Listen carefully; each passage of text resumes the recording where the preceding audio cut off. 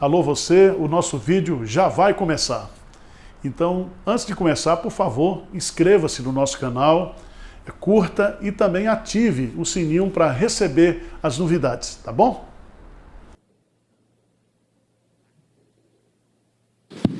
Bom dia, irmãos. Todo mundo animado aí ou não? Posso chegar até às 13 horas pregando aqui? Abra sua Bíblia em 2 Coríntios, capítulo 4. 2 Coríntios, capítulo 4.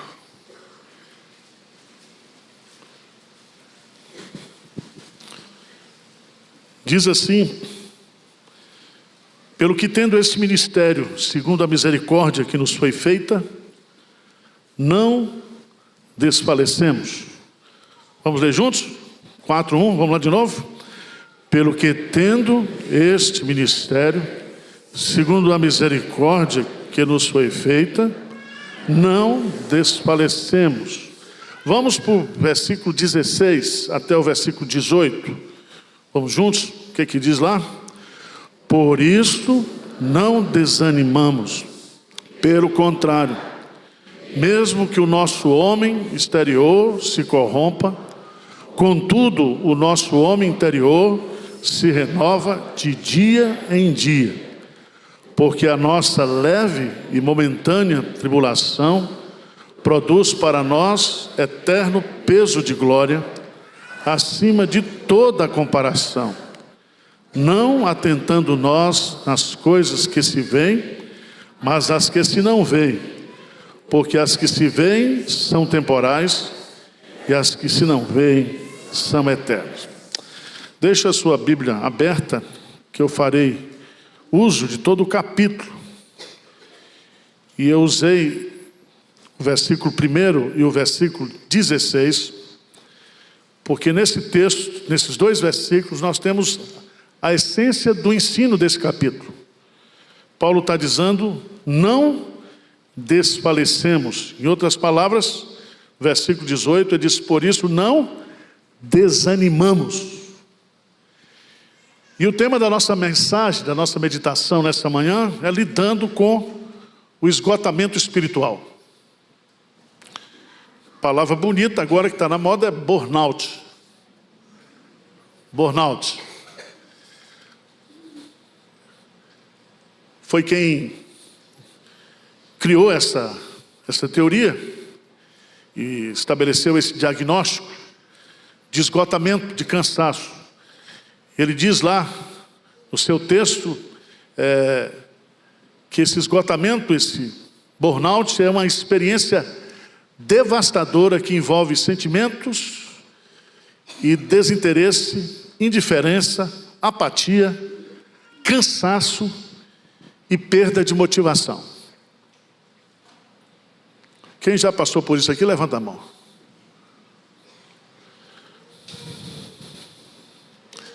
Esse nome burnout é um nome novo para as coisas antigas, porque sempre existiu e sempre existirá esgotamento.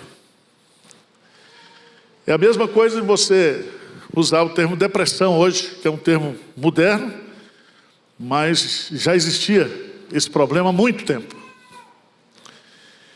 E o apóstolo Paulo escreve essa segunda carta aos Coríntios, é a carta mais pastoral dele, onde, sob as críticas daquela igreja, ele abre o seu coração, ele fala coisas que ele não falou da sua vida pessoal para nenhuma igreja. E nesse capítulo 4, ele vai justamente mostrar para essa igreja que em meio a tantas lutas, a tanto sofrimento, a tanta tribulação, nós não podemos nos desanimar. Ainda que você esteja vivendo um período difícil na sua vida, um período nebuloso, e você pensa em desistir, ou você foi alcançado por esse tipo de apatia E aqui eu falo principalmente para os crentes. Uma apatia espiritual. Um desânimo espiritual. Paulo está dizendo para mim e para você nesta manhã: não desfalecemos. Não desfalecemos. Quando a gente vai estudar na Bíblia sintomas de esgotamento espiritual, o primeiro deles está lá em Isaías 40, 27, quando o povo diz assim: Deus se esqueceu de mim. Minha vida, meus problemas, Deus não está nem aí. Outro sintoma é quando você para de orar. Outro sintoma é que você para de lutar contra o pecado. Você liga o presbiteriano automático lá, e deixa aí. Você procura satisfação, não na vontade de Deus, mas nos seus desejos pessoais. E também você enfrenta um cansaço de fazer o bem.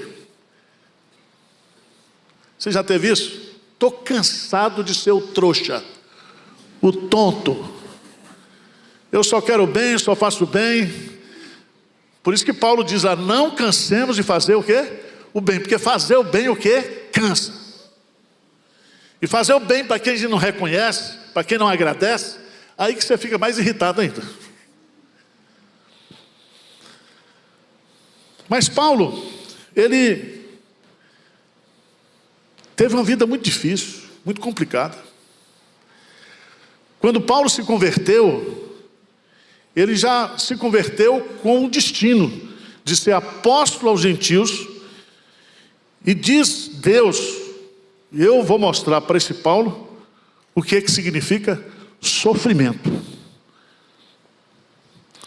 Então não tem na Bíblia, não tem Jó, tá certo? Não tem Ruth com Noemi, não tem nenhuma figura que já na sua conversão recebeu essa predestinação para o sofrimento. Paulo viveu o seu ministério, um ministério frutífero, um ministério abençoado, mas um ministério profundamente atribulado. Veja, por favor, em 2 Coríntios, capítulo 1, por favor, quando ele trata da teologia do consolo, da consolação.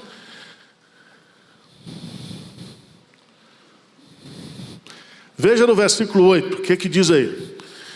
2 Coríntios 2, versículo 8, o que diz? Porque não queremos, irmãos, que ignoreis a natureza da tribulação que nos sobreveio na Ásia, porquanto foi assim o quê? A ponto de desesperarmos a quê? Até da própria vida. Então, se você quer estudar uma vida de sofrimento, tem que estudar a vida de Paulo. Mas Paulo, ele conhecia Deus, ele tinha intimidade com Deus. E ele vai colocar no primeiro capítulo dessa epístola aquilo que eu chamo de teologia do consolo, teologia do encorajamento. Para a gente combater esse esgotamento que muitas vezes a gente passa, esse desânimo, essa apatia que a gente enfrenta. Ele vai colocar lá no capítulo 1, versículo 3, ele diz: bendito seja o Deus e Pai de nosso Senhor Jesus Cristo, o Pai de misericórdias e o Deus de toda o quê? Consolação. Ele pessoalmente é que nos conforta em toda a nossa o quê? Tribulação. Então Paulo escreve esse capítulo 4 para falar como ele vive o seu ministério, como o poder de Deus se manifesta na sua vida para ele enfrentar os problemas desse ministério, para que ele não desanimasse, para que ele não entrasse nesse processo de esgotamento, de burnout espiritual. Vamos ver então quais são as estratégias e os princípios que ele coloca para mim aqui. Vamos, primeiro princípio está no versículo 1. Primeiro princípio que Paulo nos ensina para nós lidarmos com o esgotamento espiritual. Vamos ler juntos? Bem forte. Pelo que tendo este ministério, segundo a misericórdia que nos foi feita, não o quê? Então, o primeiro princípio que Paulo usa para combater o esgotamento espiritual, o desânimo espiritual, é que ele tem um ministério a cumprir. Ele diz, tendo este ministério, segundo a misericórdia que nos foi o quê? Feita. Então é o seguinte, diante dos sofrimentos, das dificuldades, você tem que se lembrar que Deus lhe deu uma missão, que Deus lhe deu um ministério, que você é uma pessoa útil, importante para Deus, para fazer a vontade de Deus. Isso anima você ou desanima? Ele está dizendo, nós não somos o quê? Inúteis. O que desanima muitas vezes as pessoas é esse senso de inutilidade. Mas Paulo está dizendo, gente, tendo esse ministério, eu rejeito determinadas coisas, eu vivo intensamente a vocação para a qual eu fui chamado. É muito interessante porque, geralmente, a pessoa, quando ele entra num processo de apatia, ele vai diminuindo o seu trabalho, ele vai perdendo prazer no seu trabalho. Mas Paulo, justamente ao contrário. Ele está dizendo, eu tenho um ministério para cumprir, eu tenho um chamado a cumprir. Se você é médico, se você é professor, se você é advogado, se você conhece o conceito bíblico de vocação cristã, a sua profissão é o seu chamado, é o seu trabalho, é o seu ministério. Significa que você tem importância, você tem uma missão. Você existe para cumprir um projeto de Deus. Deus preparou boas obras de antemão para que você ande nelas. Então para de choramingar, para de olhar para si com desprezo. Tendo este ministério, segundo a misericórdia que nos foi o quê? Feita. Versos 6 e 7, por favor, leia comigo, por favor. Vamos ler juntos? Porque Deus que disse, das trevas resplandecerá a luz, Ele mesmo resplandeceu em nosso coração para a iluminação do conhecimento da glória de Deus na face de Cristo. Temos, porém, este tesouro em vasos de barro, para que a excelência do poder seja de Deus e não de nós. Paulo está dizendo, nós temos um ministério para realizar, anime-se. Segundo, nós temos um tesouro valioso. E esse tesouro valioso é o conhecimento de Deus através de Jesus Cristo. Você já pensou nisso? Porque muita gente entra em esgotamento espiritual por causa de dinheiro.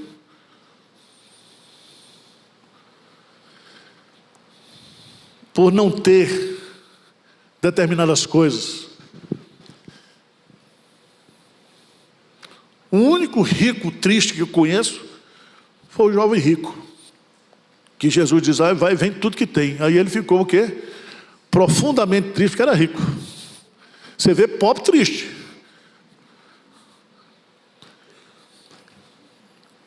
Irmãos, a gente não tem admissão do que Paulo está colocando aqui. Porque ele diz assim como Deus Criador Ele criou todas as coisas, o universo. Haja luz e houve luz. Assim como Ele criou tudo,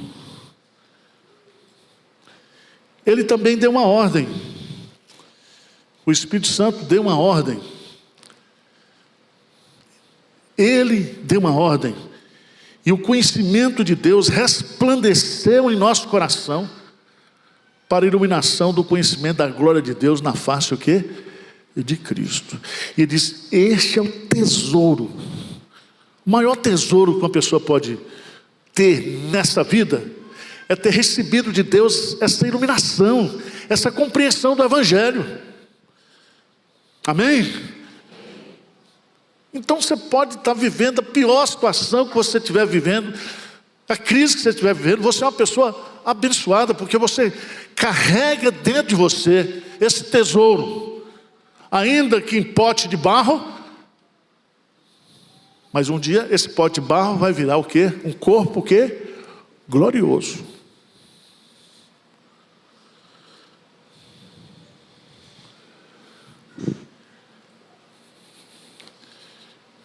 Eu falei hoje cedo aqui, que eu conversei com o Tibério ontem, nosso missionário, lá na Rússia.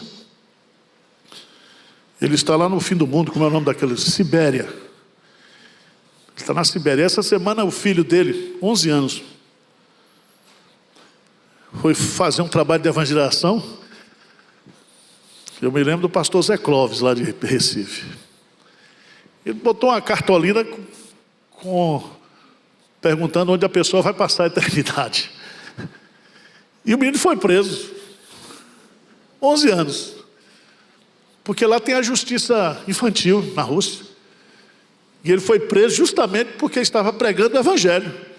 E lá vai Tibério com o advogado para soltar o menino. E agora o menino está respondendo um processo. 11 anos. Aí ele me ligou, ele é um paraibano casado com uma russa. Pensa numa mistura santa. Tem 3 filhos. E o menino de 11 anos.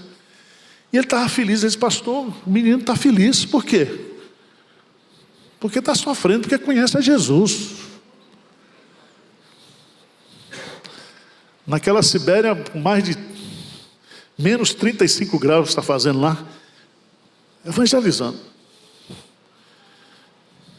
Então, quando você estiver querendo desanimar, lembre-se que você tem um tesouro preciosíssimo. O maior tesouro deste mundo, que é o conhecimento de Deus na face de Jesus Cristo. Amém? Então se anime. Terceira coisa que Paulo vai nos ensinar aqui nesse texto, eu acho isso maravilhoso, é que nós precisamos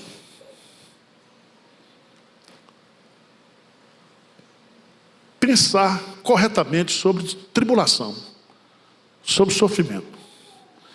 Eu quero que você leia comigo os versos 8 e 9. 8 e 9, vamos ler juntos, bem forte? Em tudo somos atribulados, porém não, perplexos, porém não, perseguidos, porém não, abatidos, porém não o quê?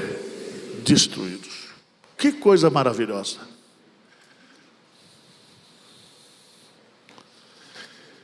Ele diz, não em algumas coisas, mas em tudo.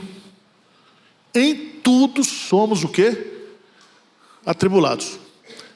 Se a gente pudesse fazer assim uma seleção, né? Ser seletivo, não, nós vamos ter tribulação só nessa área.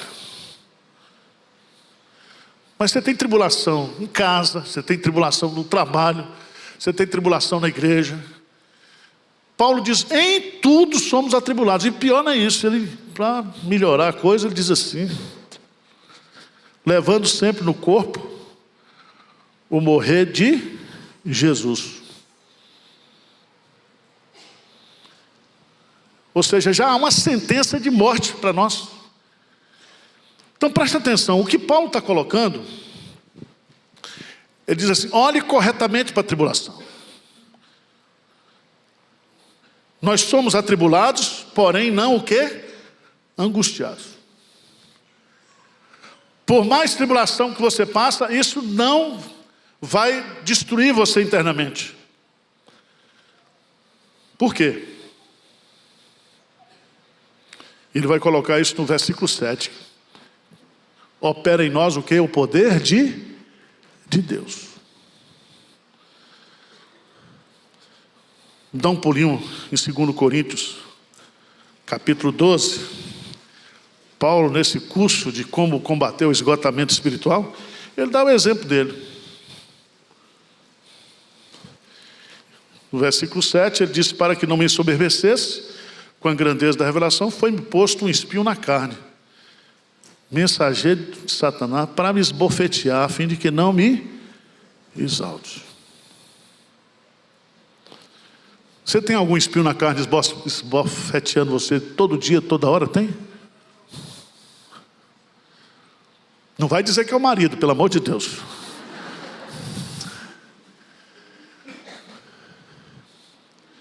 Mas Paulo, ele ora para que Deus tire esse espinho. Ora, Deus não atende. E ele aprendeu uma coisa, ele diz: olha, Paulo, você tem tantos privilégios, como eu e você, nós somos tão privilegiados. E ele diz: ao invés de tirar o espinho, eu vou aumentar a dosagem de graça. Amém? Ele diz: a minha graça, o que? Te basta. Porque o meu poder se aperfeiçoa na fraqueza. Quanto mais fraco você estiver, mais eu vou derramar sobre você o meu poder. Por isso que ele diz, irmãos, versículo 9, 2 Coríntios 12, versículo 9, o que ele diz aí? Então Deus me disse: a minha graça, o quê? Te basta, porque o poder se aperfeiçoa na fraqueza. De boa vontade, pois, mais me gloriarei nas fraquezas, para que sobre mim repouse o quê? O poder de Cristo. Pelo que sinto prazer nas fraquezas, nas injúrias, nas necessidades, nas perseguições, nas angústias, por amor de Cristo. Porque quando sou fraco, então o quê? Eu sou forte. Preste atenção que Paulo não é masoquista. E ele não está estabelecendo aqui o masoquismo cristão. O que ele está colocando aqui é que é justamente nos momentos de tribulações que o crente experimenta o quê? O poder da graça de Deus.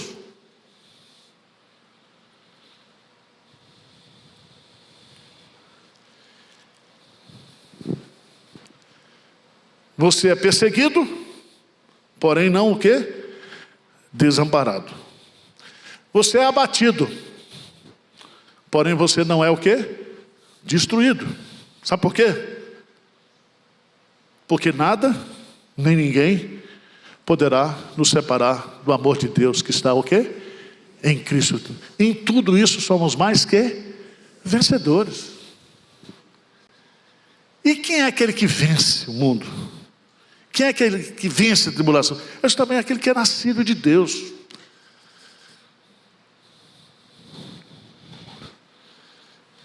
Então eu não queria desanimar você não, mas estou aqui para lhe animar. A palavra de Deus é clara. Temos uma total dependência, o quê? De Deus. Olhe para as tribulações, para os problemas que você tem passado, como algo que ao invés de afastar Deus de você, vai aproximar Deus de você. É como um filho que fica doente, a mãe se aproxima mais. O cuidado paternal se manifesta na vida do crente justamente nesses momentos.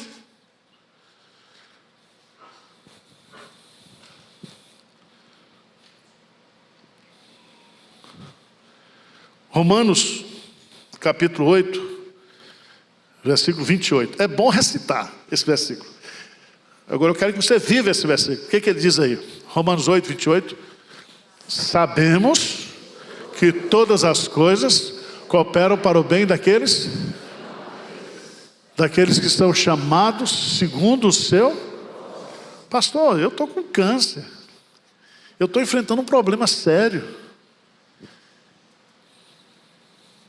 Eu estou vivendo uma situação complicada.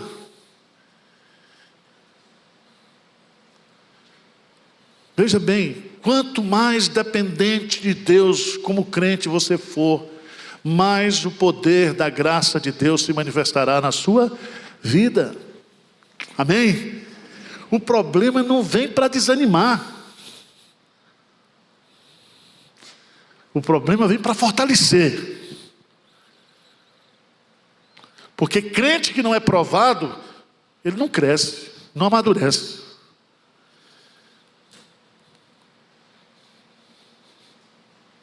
Estou animando vocês ou não? Temos um ministério a cumprir. Temos um tesouro valioso. Temos uma visão diferente do mundo, diferente do espiritismo, diferente do budismo, diferente de tudo que existe por aí, do sofrimento. Jesus é o Senhor do sofrimento. Quem pecou para que ele nascesse cego? Ele ou seus pais? A causa. Todo mundo quer a causa do sofrimento. Jesus diz, não. Ele nasceu cego para que nele se manifeste o quê? A glória de Deus. Pastor, por que eu tenho um filho autista? É um presente de Deus para você. E esse menino nasceu para a glória de Deus. Está entendendo? Ah, eu estou amaldiçoado. Não, meu irmão. Lembre-se que quem amaldiçoa e quem abençoa é Deus. Lembre-se que o nosso Deus, Ele está trabalhando em nós para nós vivermos eternamente com Ele.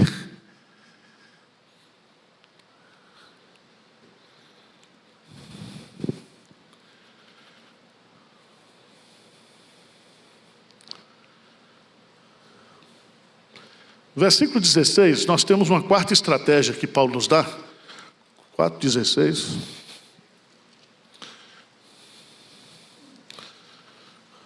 Vamos ler juntos, bem forte? O que diz?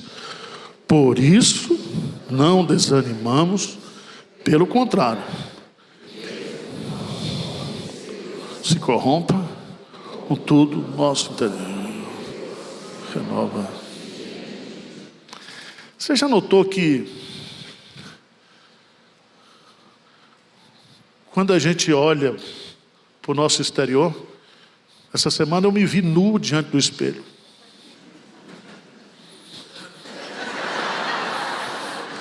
Uma tristeza.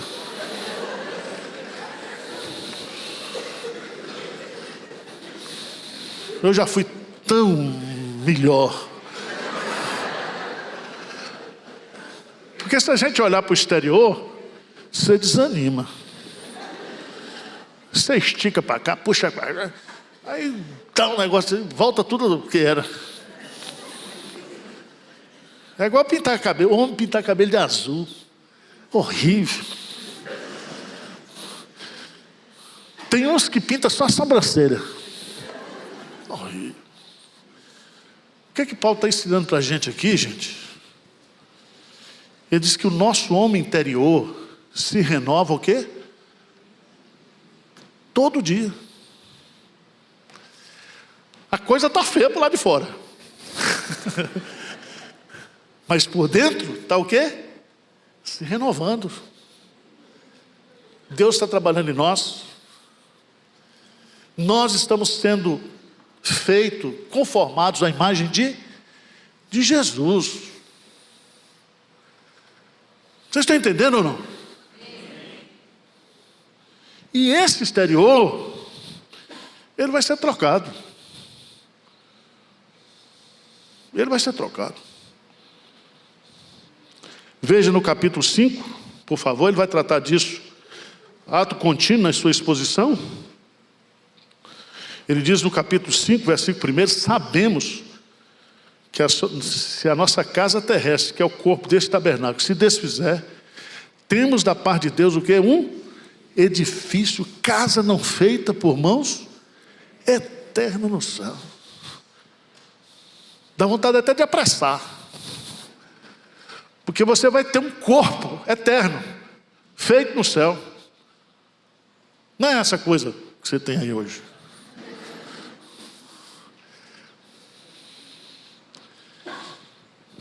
Agora, irmãos, nós precisamos exercitar, renovar o nosso homem interior. E entender. É tão difícil falar isso, né? Porque a gente, como pastor, a gente somatiza o choro do outro, a dor do outro. Estava orando essa semana por ela em Inivação.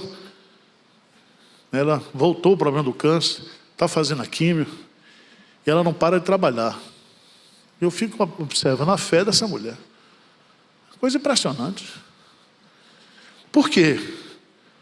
Porque ainda que o exterior se corrompa, o interior o quê?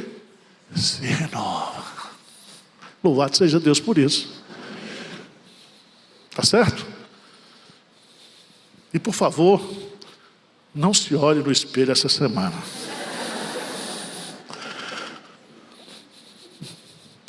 Mas tem outra estratégia que Paulo vai nos dar para a gente lidar com o esgotamento espiritual. Eu acho isso aqui tão bonito. E ele vai colocar no verso 17. 17, o que aqui diz aí? Porque a nossa leve e momentânea produz para nós o quê? Eterno peso de glória acima de toda comparação. Então, o que Paulo está fazendo aqui? Ele está dizendo, está difícil. Você tem motivos para estar desanimado com os sofrimentos, com as lutas que você tem passado. Eu quero dizer para você o seguinte, isso que você está passando, em comparação com a glória que você vai ter, isso não é nada. Não é absolutamente nada. Irmãos, não há tristeza na terra que o céu não possa apagar. Ele vai enxugar dos nossos olhos o quê? Não haverá dor, não haverá tristeza. Nós estamos caminhando para a glória. Então, para de ficar aí, pro bibimi. A vida, como diz Santo Agostinho, é um presente de Deus. A sua vida, você é um presente de Deus. Está entendendo? Então, viva a vida como um presente de Deus. Certo? Por quê? E aí Paulo vai colocar. Eu acho isso aqui lindo. Esse versículo para mim é um dos mais importantes aqui desse texto. Eu deixei para o final. É igual a sobremesa. Você vai comendo o que não presta para deixar. Não é assim? Versículo 15. Bem forte. Vamos ver o que diz aí. Vamos lá, juntos? Porque todas as coisas existem por amor de vós, para que a graça, multiplicando-se, torne abundante as ações de graça, por meio de muitos, para a glória de Deus. Amém? Todas as coisas existem por amor de vós. Os problemas, as lutas, as dificuldades, isso não é desamor, isso é amor. Para que a graça, ela vai o quê?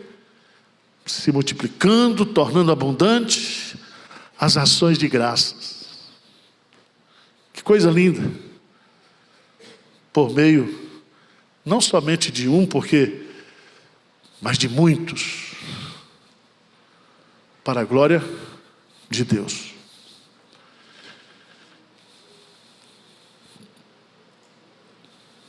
Paulo nos ensina, irmãos, em meio a todos os sofrimentos que ele passou. E eu vejo que não existe na Bíblia nenhuma pessoa que tenha sofrido, exceto Cristo, mas como ser humano, como o apóstolo Paulo. Ele também não existe nenhum homem na Bíblia que experimentou tão pesadamente o poder da graça de Deus. E ele diz assim: aprendi a viver contente em toda e qualquer situação. Por quê? Por quê? Porque tudo posso naquele que me fortalece. Amém? Então, levanta, sacode a poeira, dá a volta por cima. Não está na Bíblia não isso, né? Para de reclamar. Para de reclamar. Você tem uma missão para cumprir. Você tem um tesouro do conhecimento de Deus. Você depende totalmente da graça de Deus no meio dos seus sofrimentos. E nenhum sofrimento vai destruir você. O crente... Porque tem crente que ele pensa que dependendo do tipo da morte de que ele morreu, ele é mais castigado que o outro que morreu. Já notou isso, Alain? Morreu, olha, e morreu, porque Deus acho que castigou mesmo. Meu irmão, não importa a passagem, a forma. Não existe uma classificação para Deus de tipo de morte. Tem um pastor que morreu pregando no culto. Tem pastor, tá vendo? Leonel, pregou lá na Unida, pregando, morreu. Outros morrem no leito do hospital, outros morrem. Há diversas, mas lembre-se que sofrimento, isso para Deus não muda o conceito que Ele tem de nós. Amém?